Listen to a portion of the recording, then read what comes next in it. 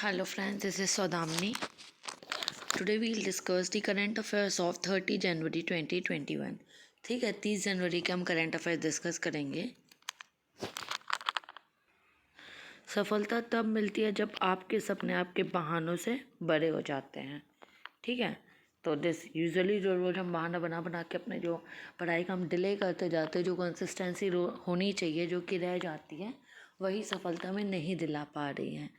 तो सक्सेस होने के लिए हमें अपने बहाने को छोटे करना पड़ेंगे. ठीक है, या फिर उनको धीरे धीरे उसको इग्नोर करना चालू करिए, तभी आपको सफलता मिल पाएगी. क्योंकि आपके सपने इतने बड़े कि आपको दिन रात उसके लिए मेहनत करना ही होगा. First topic is future investment initiative. Union Minister for Health and Family Welfare addressed 4th edition of the Future Investment Initiative Forum. जो यूनियन मिनिस्टर है हेल्थ एंड फैमिली वेलफेयर के, उनने 4th एडिशन इनिशिएट एड्रेस किया है किसका, future investment initiative forum का. अब आपको इसके बारे में जानना होगा. Future investment initiative is an annual investment forum held in Riyadh, Saudi Arabia to discuss trends in the world economy and investment environment. जो फ्यूचर इन्वेस्टमेंट इनिशिएटिव है वो एनुअल इन्वेस्टमेंट है, साल भर का इन्वेस्टमेंट फोरम. हेल्ड इन कहाँ पे है ये, रियाद सऊदी अरेबिया में. To discuss trends in world economy के ट्रेंड्स के बारे में, इन्वेस्टमेंट इन्वायरमेंट के बारे में. इसको होस्ट कौन करता है, public investment fund of Saudi Arabia. ठीक है, invested by public hosted by Public Investment Fund of Saudi Arabia. First ever event was held in 2017. तो दोस्तों सबसे पहले ये कब हुआ था, 2017 में.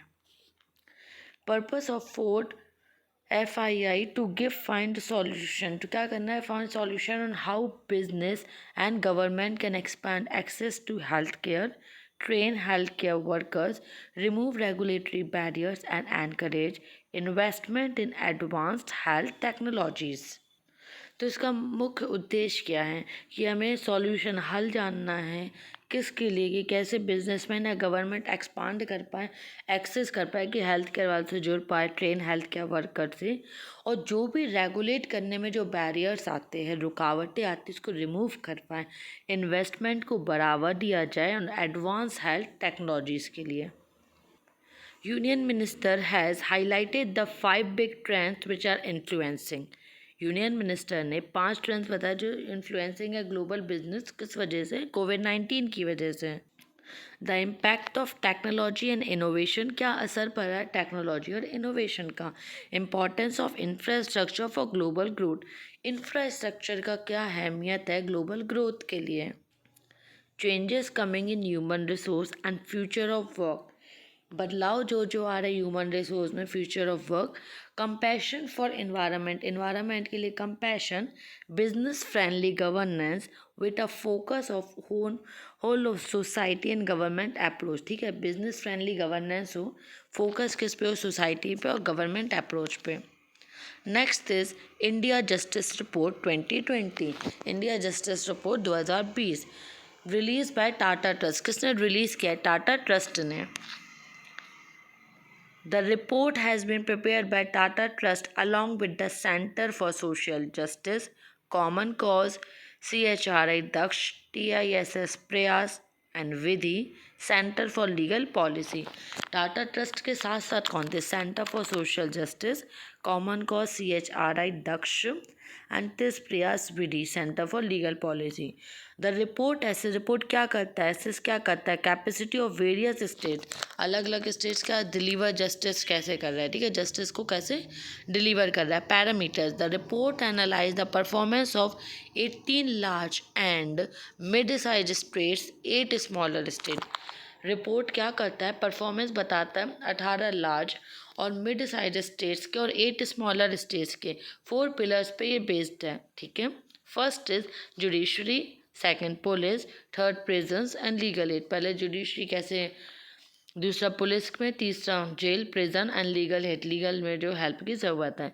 It also analyse expenditure, vacancies, representation of women, members of ST SC, other backward classes of these state. ठीक है, ये इस चीज़ को भी एनालाइज करता है कि एक्सपेंडिचर के बारे में, कितनी वैकेंसीज के बारे में, रिप्रेजेंट कैसा है वुमेन की तरफ से, मेंबर्स ऑफ ST SC और जो बाकी OBC क्लासेस है अदर स्टेट्स की। ठीक है,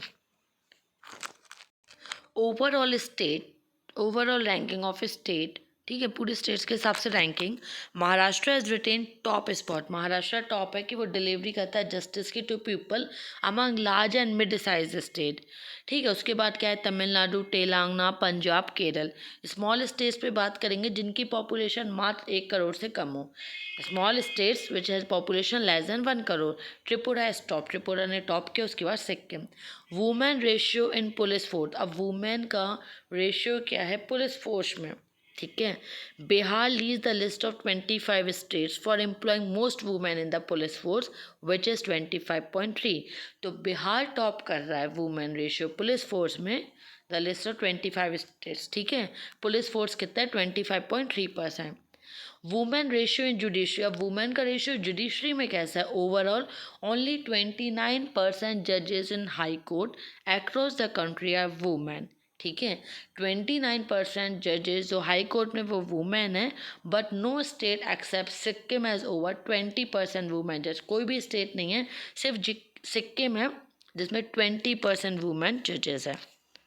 next is Lala Lajpat Rai. Prime minister of India pay tribute to Lala Lajpat Rai on his Jayanti. ठीक है, प्रधानमंत्री ने ट्रिब्यूट दिया है लाला लाजपत राय को उनकी जयंती पे। आपको लाला लाजपत राय के बारे में डिटेल में अच्छे से पता होना चाहिए। He was born in Punjab on January 28, 1865 to Munshi Radha Krishna Azad and Gulab Devi। ठीक है, उनका जन्म हुआ था पंजाब में 28 जनवरी 1865 को। ठीक है, उनके parents Munshi Radha Krishna Azad and gulab Devi. He was influenced by the Hindu reformist movement. उनको किस चीज़ से इन्फ्लुएंस हुए, स्वामी दयानंद सरस्वती मूवमेंट से, उनके मूवमेंट से, and became a member of existing Arya Samaj Lahore. और जो आर्य समाज था वहाँ पे एग्जिस्ट कर रहा था, उनके मेंबर बने लाहौर में। He played an instrumental role in founding the present day Punjab National Bank PNB in 1894। उनने बहुत बड़ा योगदान दिया, अपना रोल किया किस में, जो आज पंजाब नेशनल बैंक 1894 में बना था। In 1897 he founded the Hindu orphan relief movement to keep Christian missions from securing custody of orphan. 1897 में क्या किया, उन्होंने फाउंड किया हिंदू ऑर्फन रिलीफ मूवमेंट कि क्रिश्चियंस मिशंस को उनसे बचे from securing custody of orphans की कस्टडी के लिए। He had also helped establish an Anglo-Vedic school system DAV schools। उनने हेल्प किया इस्टेब्लिश होने में Dayanand Anglo Vedic school system जिसको DAV स्कूल कहा जाता है। Lala Lajpat Rai along with Bal Gangadhar Tilak and Bipin Chandra Pal form the trinity of militant leaders as Lal Bal Pal. ठीक है, जो लाला लाजपत राय, बाल गंगाधर तिलक एंड बिपिन चंद्र पाल, उन्हें ट्रिनिटी मिलिटेंट लीडर्स में क्या कहला नाम, Lal Bal Pal. He was elected as president of Indian National Congress. Indian National Congress के वो प्रेसिडेंट बने 1920 में। He also found the servants of the people's society. Servants of the people's society उन्हें फाउंड करी। Was on non profit welfare organisation, profit के लिए नहीं था वो, at Lahore in 1921। In 1928, he introduced the Legislative Assembly resolution for boycott of the British Simon Commission on Constitutional Reform। 1928 में क्या हुआ, उन्होंने इंट्रोड्यूस किया कि जो लेजिस्लेटिव असेंबली है, रिजोल्यूशन किस लिए, for boycott of the British Simon, की बॉयकॉट करे ब्रिटिश साइमन कमीशन को कॉन्स्टिट्यूशनल रिफॉर्म पे। Lala Lajpat Rai most important writing include story of my deportation 1908। अब उनकी इंपॉर्टेंट राइटिंग्स का, story of my deportation 1908, Arya Samaj 1915, United State of America Hindus impression 1916, England debt to India historical narrative of Britain, physical policy in India 1917, unhappy India 1928। आप इन writings को ध्यान रखिएगा, जैसे कि अभी न्यूज़ में आया है लाला लाजपत राय, तो उसके हिसाब से आपको उनकी राइटिंग्स और उनके बारे में बेसिक नॉलेज होना चाहिए। ठीक है। Next is World Gold council.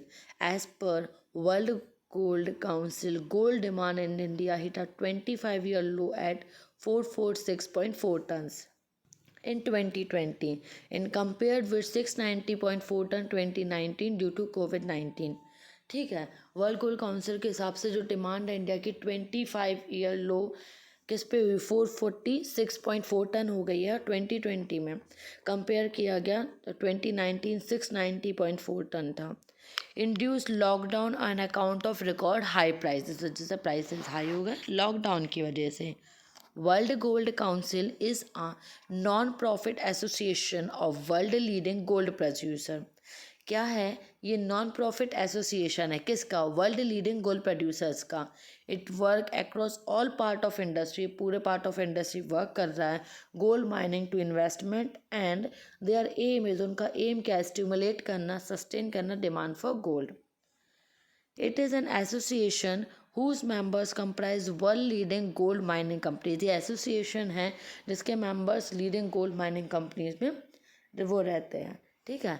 It have to support is member to mine in a responsible way and develop the conflict free gold standard. Support करता है मेंबर्स को कि माइन इन रिस्पॉन्सिबल ऐसे वे में करे कि डेवलप करे conflict free gold standard. Headquarter का यूके में, देव ऑफिसेज, उनके ऑफिस है China, Singapore, Japan, US. So, the next topic is WHO Executive Board. If 2020 was the year of discovery of COVID-19 vaccines, 2021 will be the year India faces challenging of getting them to people across world who most needed. Union Health Minister Harshvardhan, who is the chairman of Executive Board of World Health Organization। ठीक है, जो हर्षवर्धन जी हैं union health minister, जो chairman भी है executive board of World Health Organization के, WHO के, उन्होंने ये कहा है कि 2020 जैसे कि डिस्कवरी है COVID-19 वैक्सीन्स का, तो 2021 विल बी द ईयर, ऐसा ईयर होगा जब इंडिया फेस कर रहा है challenges of getting them people को दोबारा लेना अक्रॉस द वर्ल्ड, जिनको ज़रूरत है, who need it. So it is one of the WHO two decision making body, ये दो डिसीजन मेकिंग बॉडी WHO की। The other one is world health assembly, दूसरी world health assembly, headquarter Geneva, Switzerland. So, composition: executive board is composed of 34 individuals technically qualified in the field of health, each one designated by member state elected to so by World Health Assembly। जो executive board है, कितने 34 individuals है इसमें, health की field से जो technically qualified, एक designated member हो by World health Assembly. Member states are elected for 3 year terms, 3 year terms के लिए इलेक्ट होते हैं। Chairman, chairman post is held by rotation, कि रोटेशन चलता है for 1 year among regional group, जो रीजनल ग्रुप्स है उसमें। It is not a full time assignment, ये फुल टाइम असाइनमेंट नहीं है। And the chairman is just required to chair the executive board meeting, सिर्फ वो मीटिंग के लिए ही करते हैं। The board meets at least twice a year, ठीक है, 1 साल में 2 बार बोर्ड मिलता है। Function: the main function of the executive board are to give effect, क्या इफेक्ट किस लिए? डिसीजंस, पॉलिसीज जो वर्ल्ड हेल्थ असेंबली की उनको एडवाइस करे, जनरली फैसिलिटेट करे। World health assembly is a decision making body, World health Assembly decision making body है WHO की। दैट असेंडेड, अब अटेंड कौन कर रहा है? डेलीगेशन जो पूरे WHO मेंबर्स के थे, फोकस करेंगे स्पेसिफिक हेल्थ एजेंडा पे जो भी एग्जीक्यूटिव बोर्ड के द्वारा बनाया गया। The main function of World health Assembly WHA to determine, का मेन फंक्शन क्या है? पॉलिसीज बनाना ऑर्गेनाइजेशन की, अपॉइंट करना डायरेक्टर जनरल को, सुपरवाइज करना फाइनेंशियल पॉलिसीज को, and review approve the propose programme budget. The health assembly is annually हो रहा है कहाँ पे? जिनेवा, स्विट्जरलैंड में।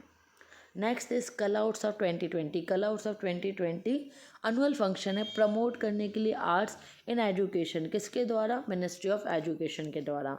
बैकग्राउंड: कला उत्सव वॉज लॉन्च इन 2015। ऑब्जेक्टिव क्या है? To promote art in education by nurturing, जो showcasing artistic talent school students का।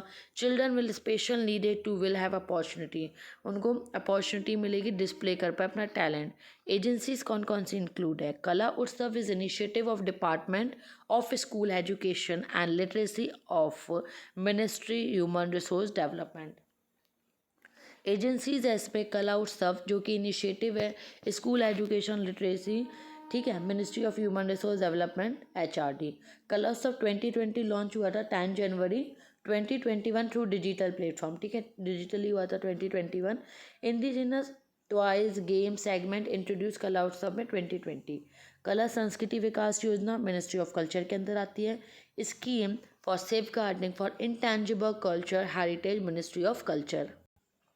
करप्शन परसेप्शन इंडेक्स CPI 2020, जो 2020 करप्शन परसेप्शन इंडेक्स CPI है बाय ट्रांसपेरेंसी इंटरनेशनल के द्वारा रिलीज़ किया गया। अब ट्रांसपेरेंसी इंस्पिरेशनल के बारे में जानना होगा। इंटरनेशनल जो ट्रांसपेरेंसी इंटरनेशनल है, इट्स अ कंपोजिट इंडेक्स, वो कंपोजिट इंडेक्स है डेट ड्रॉ फ्रॉम 12 सर्वेज, जो 12 सर्वेज की मदद से या उससे लिया जाता है टू रैंक नेशन को रैंक करने के लिए around the globe. It has become a benchmark, वो बेंचमार्क बन गया है gauge of perception corruption and is use to analyse investors के लिए। The index highlights the concern of persistent corruption in the healthcare. Index क्या करता है, highlight करता है कंसर्न को, परसिस्टेंट जो करप्शन है हेल्थ केयर का, जो कंट्रीब्यूट करना है वीकनिंग ऑफ डेमोक्रेसी कोविड-19 पैंडेमिक में। अब कंट्रीज़ का रैंक क्या है, इट रैंक 180 कंट्रीज़ को रैंक करता है territories by their perceive level of जो पब्लिक सेक्टर करप्शन है according to expert and business people. It uses a scale of 0 to 100, 0 से 100 की स्केल यूज़ करते हैं। 0 जो सबसे ज़्यादा करप्ट हो, 100 very clean. Okay, Denmark and New Zealand top the list with scores of 88। Denmark और न्यूजीलैंड ने टॉप किया है 88 लिस्ट से, 88 रैंकिंग। फॉलोड बाय, अब इसमें क्या किया है, स्कोर तो 88 इनका आ गया, उसके बाद कौन है, फिनलैंड, सिंगापुर, स्वीडन, स्विट्ज़रलैंड, ठीक है, इनका 85 ईच स्कोर, ठीक है। तो 100 वाला क्लीन एंड 0 वाला हाईली करप्ट, तो ये 88 Denmark and New Zealand. Somalia south Sudan rank lowest 179 position with the score of 12, 179 rank है, स्कोर सिर्फ 12। इंडिया हैज स्लिप्ड 6 प्लेसेस, ठीक है, इंडिया की 6 प्लेसेस स्लिप हुई है 86 अमंग 180 कंट्री, CPI 2020।